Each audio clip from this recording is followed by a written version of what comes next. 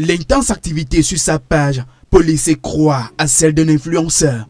Environ 15 jours maintenant que le chef de l'État multiplie les sorties sur ses plateformes numériques, notamment Facebook et X. Il est plus que jamais évident que l'ère où les silences du président étaient auréolés d'un mythe l'érigeant au rang de figure totémique est de plus en plus révolue.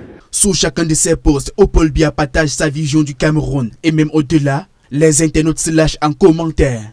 Des milliers de réactions mitigées sur la gestion actuelle du pays et une éventuelle candidature de Paul Biya à la présidentielle 2025.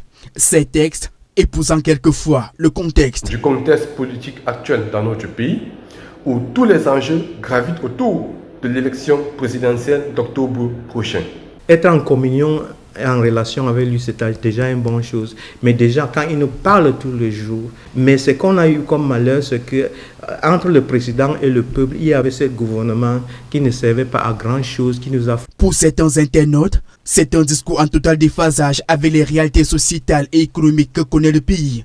Une nation autrefois prospère, disent-ils, aujourd'hui minée par la précarité, le tribalisme, la corruption et l'inertie. Dans ce contexte, toutes les certitudes sont ébranlées.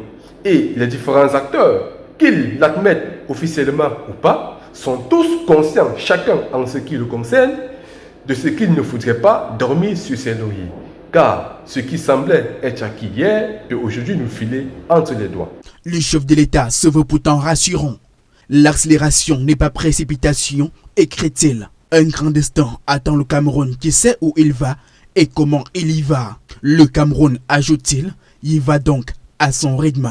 Si sous ses posts, le président Paul Biya reçoit l'adhésion de certains compatriotes qui lui réitèrent d'ailleurs leur soutien, nombreux sont ceux-là qui disent leur exaspération, non sans demander à l'homme du renouveau de céder son fauteuil. Il donne par ailleurs rendez-vous en octobre prochain dans les unes.